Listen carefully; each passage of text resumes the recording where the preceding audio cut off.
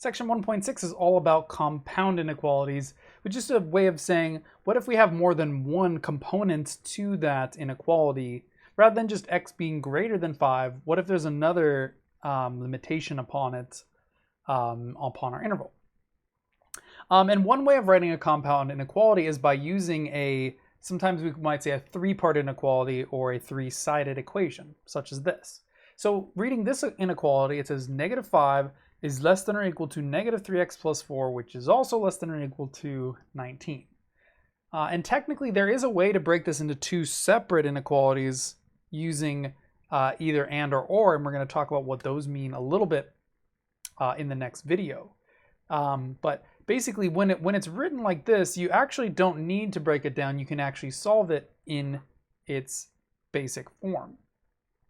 Basically, using the exact same strategies I would use for a normal equation. So like a normal equation, you don't typically have it as three parts. Like let's say x is equal to 5 is our answer to our equation. You don't typically have a third thing which says this is equal to y plus 3, because that's just kind of, it's technically an okay thing to do, but typically equations are two-sided things because we have one thing which is supposed to be equal to something else.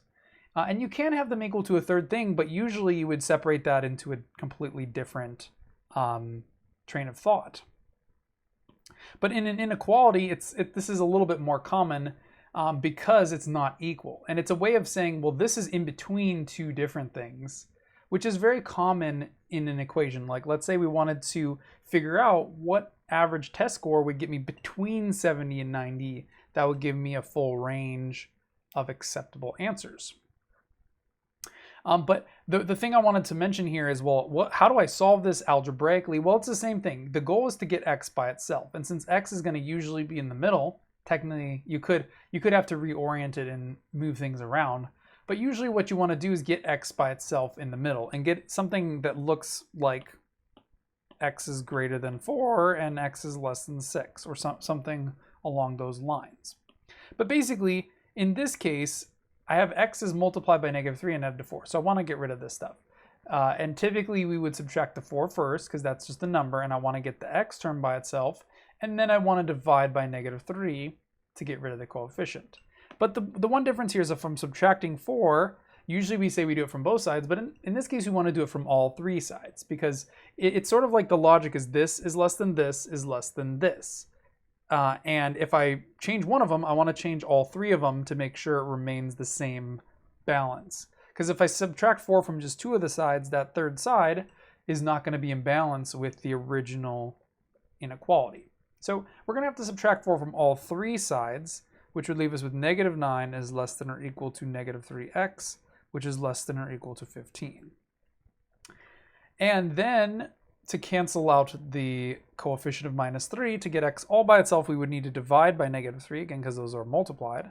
And the only way to cancel multiply is by, well, dividing or multiplying by reciprocal, 1/3, or in this case, negative 3 to cancel the negative. And so, again, like I said, we would need to divide from all three sides. Negative 3 would go into every single one. And that would leave me with 3. Also, same thing from a couple of videos ago, when I'm dividing or multiplying by a negative in an inequality, even a compound inequality, the direction of the sign must change. So this will change to greater than x greater than or equal to negative 5 from the third side. And this would leave me with our answer. Or often it's typically written back, like from smallest to largest. So again, I could then invert the direction of the inequality just by flipping everything and going negative 5 less than equal x less than equal to 3. And this would be another very common way of writing it. Now, onto the graph. The graphs of these actually are a little simpler because they don't involve infinity. X is both greater than or equal to minus 5 and less than or equal to 3. So if I draw those 2 points, well, negative 5 would be over to the left of 0, and 3 would be a bit to the right of 0. Well, x is going to be in between these values, or sometimes I call them like an inequality sandwich. It's stuck in the middle with you. And so since it's including both 3, x could be equal to 3. And if you're like, well, how can x be both equal to 3 or negative 5?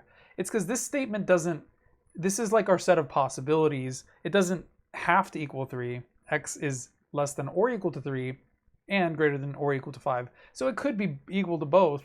And really this set is describing, well, it's all those numbers. So it's equal to both. And usually writing x equal to 3 is equal to minus 5. It wouldn't make sense in a singular statement. But as a series of alternative, we often might write it like this, just meaning that there's more than one solution. And if I was writing that as a set, just a specific set of two numbers, it's kind of the difference between an equation and a set, and why it's often important to be more specific with the way you're writing your answer sometimes. Anyways, sorry if this is boring, but basically we're going to shade in between -5 and 3 because that's all of our answers. And interval notation we'd write at, well, since it doesn't go to infinity, so there's no infinity in there because it's stuck in between those two numbers. It'd be between -5 and 3. And again, we put brackets on both ends because both of those are equal and both are included. And so that would be our graph, that would be our interval notation. And our set builder notation would just be the set of values x such that, again, we would then just write out the inequality as we had it solved from before. And these would be the different formats of the solution to our inequality. And all this is saying is, well, we have a big range of numbers, anything between -5 and 3, and both of these are saying the same thing. Includes all possibilities. And so one other thing, and we'll talk about this in the next video and more in class on Tuesday. Sorry, there's a fly buzzing around me. If you're wondering why I'm swatting at the air, is what are the logical combinations, and how do we bring two different inequalities together using what we call union and intersection?